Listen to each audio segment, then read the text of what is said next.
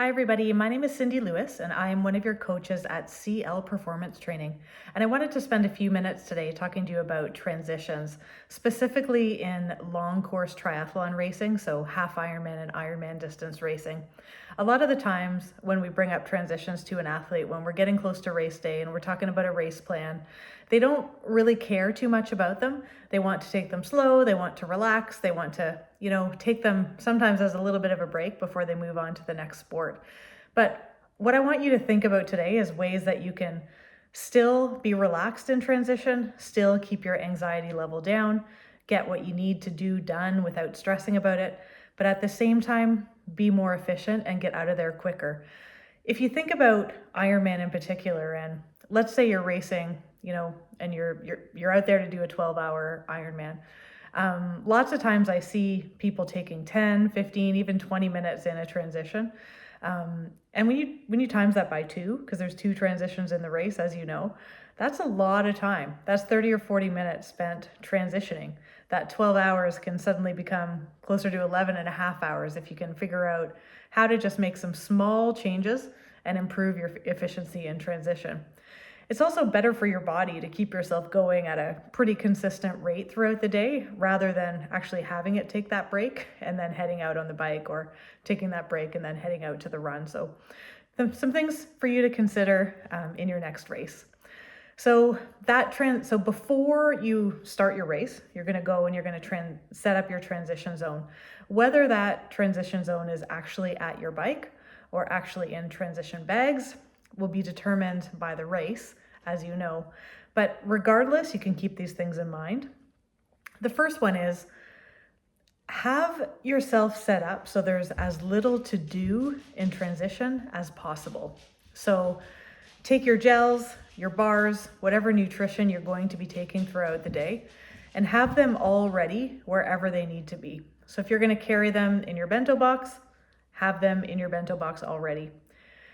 One thing that I used to do when I was racing is I would actually take my gels and even my bars and cut them in half, and I would actually tape them to my top tube and or my steering, my handlebars. So that was, my way of carrying them, making them easy to access when I was out there on the bike.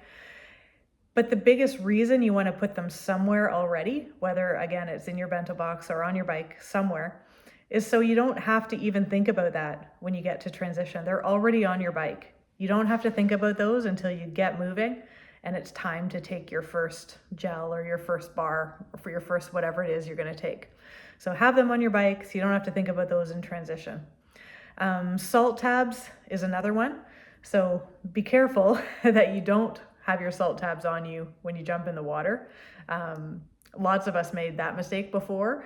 When you have them in your back pocket, you hop in the water and they melt or they dissolve while you're swimming. Don't do that. But what you can do is you can have them all organized and put in a Ziploc bag so that they can either be in your bento box or they can just be, in your helmet or in your shoes so that you can easily grab that Ziploc bag and throw it in your pocket without having to think or spend time looking for it. Your bottles you want to have on your bike already as well, so you don't have to worry about that. And then the rest of your gear, you want to just set it up in the order that you're going to use it. So you get out of the water, you run to your bike, have your sunglasses inside your helmet so that you can pick up your sunglasses first, and then your helmet's in a position. All you have to do is lift it right off the ground or right out of your bag and put it on your head, and it's already set at the right size. Everything's set up. All you got to do is do it up. Shoes, for most of us, we're going to put our shoes on in transition. If you're really efficient at getting on and off your bike with your shoes clipped in, so jumping into your shoes or out of your shoes, go ahead and do that. Most of us are not efficient at that in long course racing, so for most of us it makes more sense to have our shoes on and off in transition, run through transition with them, rather than trying to fiddle with getting our shoes out and tripping over things and potentially falling off or having to slow down to get yourself situated when you're out there. And then if your stuff is in a transition bag, same kind of thing, right? Have it set up in a way that you don't have to think or look for anything. You don't have to think. It's just all automatic and efficient. So think about that. So you go out for your bike ride. you come back and you need to go for your run. You need to transition into your run. So how can you have that stuff set up so that, again, it saves you time, it saves your brain from thinking too hard, and it just makes your transition a lot more relaxed, less anxiety provoking, and generally quicker. You can have your run gels or bars or whatever you're taking in a Ziploc or not, but in your running shoe, so that all you have to do is grab them and stick them in your pocket. You know they're all there. You know there's as many as you need.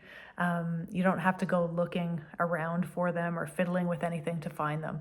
Same with your salt tabs. If you have more salt tabs or extra salt tabs, a separate pack of salt tabs you're going to take on your run, have those again in a Ziploc in your running shoe so that you see it, you grab it, you stick it in your pocket, you don't have to think about it. Your race number you'll need to put on for the run. Definitely have a race belt that you've got your number already attached to, so that you just have to grab that belt, put it around your waist. There's no fiddling with pins, none of that stuff. So you can just put that on and you're ready to go out for your run.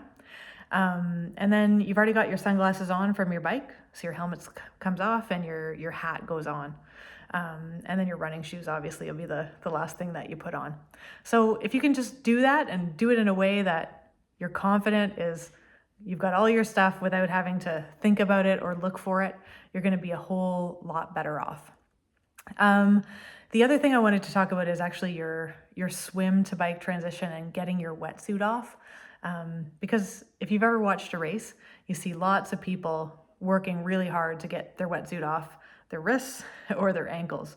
So how can we get our wetsuit off the most efficient, and get it off so that, we don't have to work too hard, our heart rate doesn't have to go up really, really high because we can't get it off?